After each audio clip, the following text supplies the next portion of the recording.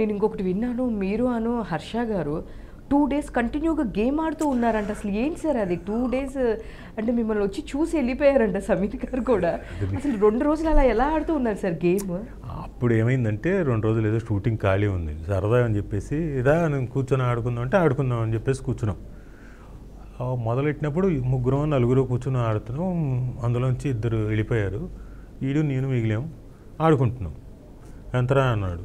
సర్లే ఆడదాం మీ ఇష్టం, 50 పైసలు రూపాయి ఇట్లా మొదలెట్టింది. ఓడిపోయిన వెంటనే వాడు పెంచుతాడు, నేను పెంచుతున్నా. హర్ష ఏం చేశాడు, ఓడిపోయాడు. 80 రూపాయలు అయితే రే ఈసారి మనం ఓకే 2 రూపాయలు చేద్దాం రా. సరేరా కానీ అన్నా. నేను ఓడిపోయాను. నేనేం చేశాను, ఒరే ఈసారి ఓకే 4 రూపాయలు రా అన్నా.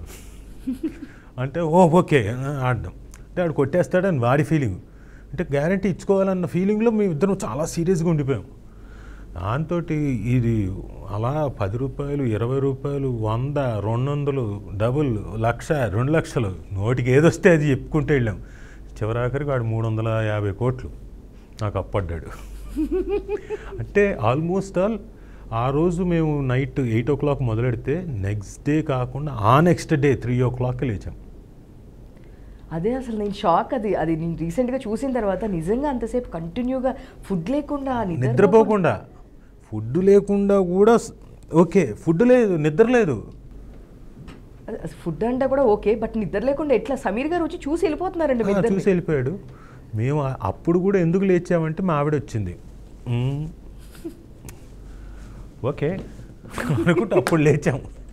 లేదంటే ఇంకా కంటిన్యూ చేసి మరి 350 కోట్లు అడిగి పోయింది, ఆగుతాడేంటి రే ఇప్పుడు 350 అనేవాడు. సరే రానివ్వండి నేను. సో రాజీవ్ కనకాల గారు త్వరలో రాజకీయాల్లోకి వస్తున్నారని చెప్పేసి వింటున్నాము. అండ్ మీ తాతగారు ఒక ఎమ్మెల్యే, యానంకి ఒక ఎమ్మెల్యే ఆయన. బిఫోర్ మీది పొలిటికల్ బ్యాక్గ్రౌండ్ అండ్ మీ ఫ్యామిలీలో ఎమ్మెల్సీ కూడా ఉన్నారు. సో మీరు కూడా ఫ్యూచర్లో రాజకీయాల్లో చూడొచ్చు అనేది వింటున్నాం. ఏంటి సార్ దీని గురించి? అంటే నాకు రాజకీయ అవగాహన ఉంది కానీ రాజకీయాల్లోకి రావడం అనేది ఇప్పుడు లేదు. అవుతుందో లేదో కూడా తెలియదు. బేసిక్ ఐడియా అవగాహన అవన్నీ ఉన్నాయి, ఇంకా నేర్చుకోవాల్సింది చాలా ఉంది. ఒకవేళ రావాలనుకుంటే బోల్డ్ అంతా నేర్చుకున్న తర్వాత రావాలి. ఐ కాంట్ సే ఫ్యూచర్ ఏముంటుందో మనం చెప్పలేం. నేను అనుకోలేదు ఒక టైంలో నేను యాక్టర్ అయిపోవాలనుకున్నా, యాక్టర్ అయ్యాను. యాక్టరే అలా ఆ ఫీల్డ్లోనే అలా పైకి ఎదుగుతూ వచ్చాను. టీవీ సిరీస్లో ఉన్నా. సినిమాలోకి వస్తుందో రాదో కూడా తెలియదు. ఒకసారి ట్రై చేసినప్పుడు ఏదో అవమానం ఫేస్ చేసి నాకు అసలు వద్దు సినిమా ఫీల్డ్ అనుకున్నా, టీవీలోనే ఉన్నాను. బట్ ఏమైంది, డెస్టినీ సినిమాలోకే వచ్చాను.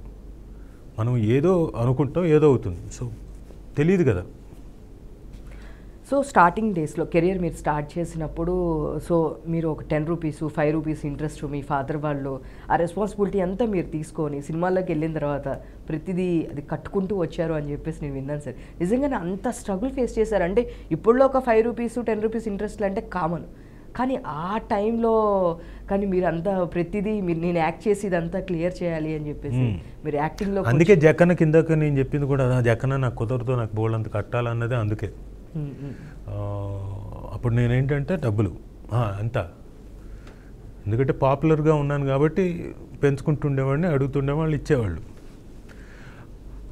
అది సిచ్యువేషన్ అలాంటిది, no one can help it. ఎవరు అనుకోలేదు, అనుకోకుండా జరిగిన ఇన్సిడెంట్. దాంతో ఏమైపోయిందంటే ఎవరికైనా జీవితం 0 నుంచి స్టార్ట్ అవుతుంది, బట్ నాకు ఏంటంటే మైనస్ నుంచి స్టార్ట్ అయింది.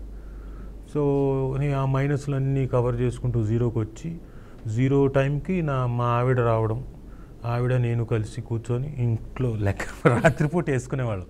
ఇదిగో ఈ పాలవాడికి ఎంత, ఇంకోటి ఇంత ఇవన్నీ, ఇదిగో ఈ కొంచెం వడ్డీ ఉంది ఇక్కడ, ఇది క్లియర్ చేయాలి. వడ్డీ కాదు అసలు ఉంది, ఇది కొంచెం ఇది ఇక్కడ క్లియర్ చేయాలి. ఇవన్నీ రాసుకొని ఆవిడ కూడా జాయిన్ అయింది కాబట్టి ఆవిడ సంపాదనతో కూడా కవర్ చేసి మెల్లగా అక్కడి నుంచి ఒక ఇల్లు, ఫ్లాట్.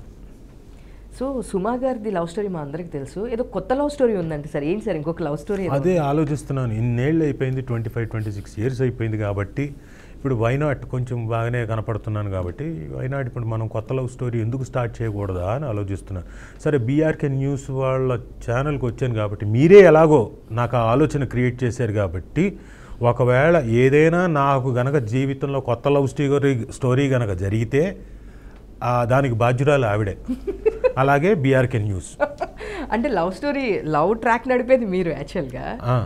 సో బాధ్యురాలు మీరంటారా? అంటే మీరు అడిగారు కదా ఇప్పుడు. అంటే మరి రొటీన్ లవ్ స్టోరీ మీది సుమ గారిది మాకు తెలుసు. అంటే నాకు వినిపించింది బయట ఏదో కొత్త లవ్ స్టోరీ వస్తుంది. మీరు అదే అంటున్నారు కదా, ఎంతకాలం ఆ లవ్ స్టోరీ వింటాం. ఆవిడ ఏమంటున్నారంటే 25 years నుంచి ఆ లవ్ స్టోరీ నడిచింది, ఛానల్స్ అన్నిట్లోనూ చెప్పారు, ఇప్పుడు ఏదైనా బీఆర్కేలో కొత్తగా చెప్పండి అంటే ఏంటి, కొత్తగా మొదలెట్టండి, ఇక నుంచి ఆ లవ్ స్టోరీ విందామనే కదా ఉద్దేశం.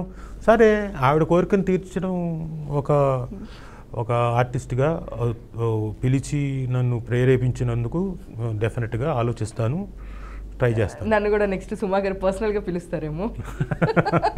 మీరు ఇది చెప్పిన తర్వాత నన్ను కూడా సుమా గారు పర్సనల్గా పిలుస్తారేమో ఏమో.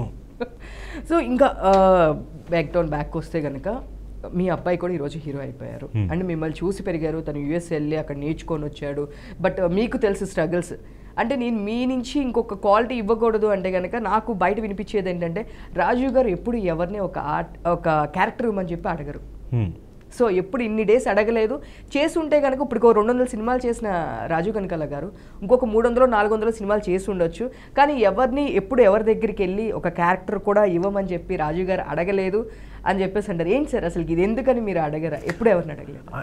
అంటే ఒకటి మా నాన్న దగ్గర నుంచి వచ్చిన ఆ ఒక్క ట్రైట్ అది. అంటే నాకు మా నాన్న హీరో కదా, ఆయన చిన్నప్పటి నుంచి మాట్లాడుకుంటూ ఆయన చెప్పినవే కదా మనకి డైజెస్ట్ అయ్యేది.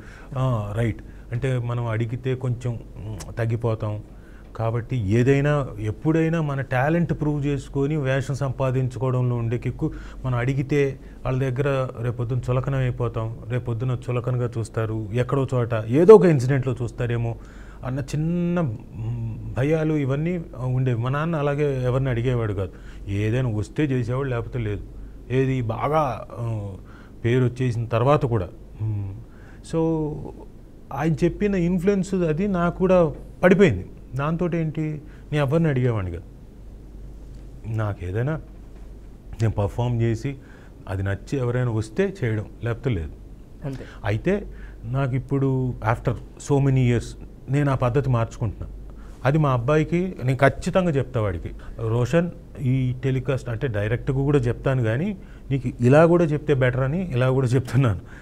నన్ను మాత్రం అసలు ఫాలో అవ్వకు, నీ సర్కిల్ని నువ్వు పెంచుకొని మ్యూచువల్గా ఎలాగైనా కలిసి చేద్దాం, ఇంకోటి చేద్దామని నీ పిఆర్ని పెంచుకొని నువ్వు ఎక్కడ ఆకు, డూ ఇట్.